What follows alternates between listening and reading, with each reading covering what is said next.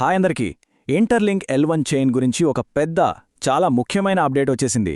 So ఈరోజు మనం official పోస్ట్లో ఏముందో దాన్ని బట్టి అసలు విషయమేంటో క్లియర్గా తెలుసుకుందాం. అయితే ఈ అప్డేట్ రాగానే మన కమ్యూనిటీలో కొన్ని ప్రశ్నలు తెగ చక్కర్లు కొడుతున్నాయి. ఆ మెయిన్ క్వశ్చన్స్ ఏంటో వాటితోనే మొదలు పెడదాం. అందరి మనసులోనూ ఉన్న మొదటి అతిపెద్ద ప్రశ్న, అసలు ఈ ఇంటర్లింక్ L1 రిలీజ్ కన్ఫర్మ్ అయిందా? ఒకవేళ అయితే దాని టైమ్లైన్ ఏంటి, ఎప్పుడొస్తుంది? ఇక రెండోది, ఇదే అసలు హాట్ టాపిక్, ఈ 180 నెలల ప్లాన్ ఏంటి? దీని గురించి చాలా కన్ఫ్యూజన్ ఉంది కదా. దాని వెనకున్న అసలు నిజమేంటో కూడా చూసేద్దాం.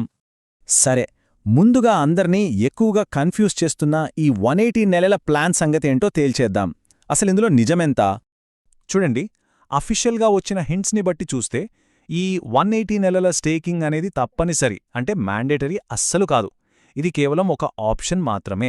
అంటే ఏంటి, మనకి నచ్చినప్పుడు అన్స్టేక్ చేసుకునే ఫ్లెక్సిబిలిటీ మన చేతుల్లోనే ఉంటుందన్నమాట. ఓకే, బావుంది. మరి ఈ కొత్త ఐటీఎల్ కాయిన్స్ మనకెలా వస్తాయి, దాని ప్రాసెస్ ఏంటి అని అడిగితే చాలా సింపుల్.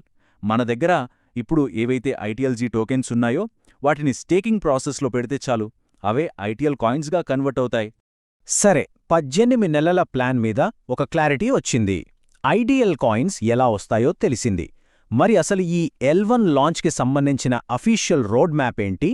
వాళ్ళు ఎలాంటి స్టెప్స్ ఫాలో అవుతున్నారో అది చూద్దాం. ఈ L1 లాంచ్ని ఏదో హడావిడిగా చేసేయట్లేదు. దీని వెనక ఒక పక్కా ప్లాన్, ఒక పద్ధతి ప్రకారం వెళ్తున్నారు. మొత్తం 3 దశలున్నాయన్నమాట. First, testnet evaluation phase. అంటే అంతా సరిగ్గా పనిచేస్తుందా లేదా అని టెస్ట్ చేస్తారు. ఆ తరువాత వెరిఫికేషన్ ప్రాసెస్. అంతా ఓకే అనుకున్నాక ఫైనల్గా లాంచ్ ఉంటుంది.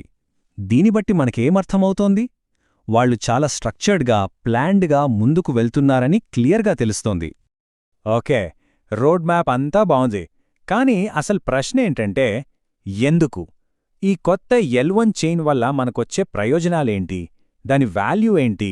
ఇప్పుడు ఆ విషయాల్లోకి వెళ్దాం. ఈ కొత్త టెక్నాలజీతో మనకు దక్కే మెయిన్ బెనిఫిట్స్ ఏంటో తెలుసా? ముఖ్యంగా 3 చెప్పుకోవాలి. 1, ట్రాన్సాక్షన్ ఫీజులు దాదాపు 0. అవును, మీరు విన్నది నిజమే. 2, సూపర్ ఫాస్ట్ ట్రాన్సాక్షన్స్. ఇక 3, ఫ్యూచర్లో ఇంకా చాలా బెనిఫిట్స్ రాబోతున్నాయని కూడా చెప్తున్నారు. నిజంగా ఇదొక గేమ్ చేంజర్ అని చెప్పొచ్చు. లావాదేవీ ఫీజులు దాదాపు 0 అంటే మాటలు కాదు. మనం చేసే ప్రతి ట్రాన్సాక్షన్ పైన ఖర్చు ఆదా అవుతుంది. కాస్ట్ పరంగా ఇది చాలా చాలా పెద్ద అడ్వాంటేజ్. సరే, ఇప్పటిదాకా మనం చాలా విషయాలు మాట్లాడుకున్నాం కదా. ఒకసారి క్విక్గా మెయిన్ పాయింట్స్ ఏంటో గుర్తు చేసుకుందాం. కీ టేకవేస్ ఏంటంటే, మనం గుర్తుంచుకోవాల్సినవి ముఖ్యంగా 3 విషయాలు. 1, L1 లాంచ్ ప్రాసెస్ పక్కాగా ముందుకు వెళ్తోంది. 2, ఆ 180 నెలల స్టేకింగ్ అనేది మన ఇష్టం, అది కంపల్సరీ కాదు, ఫ్లెక్సిబుల్ ఆప్షన్ మాత్రమే. ఇక 3, ఈ కొత్త L1 చైన్ స్పీడ్, కాస్ట్ విషయంలో మనకు చాలా పెద్ద అడ్వాంటేజెస్ ఇవ్వబోతోంది. సో ఇదంతా చూశాక మన ముందు ఒక పెద్ద ప్రశ్న మిగిలింది. ఈ కొత్త అప్డేట్స్ అన్నీ కలిసి ఇంటర్లింక్ ఫ్యూచర్ని ఏ రేంజ్కి తీసుకెళ్లబోతున్నాయి, దీని భవిష్యత్తును ఎలా మార్చబోతున్నాయి?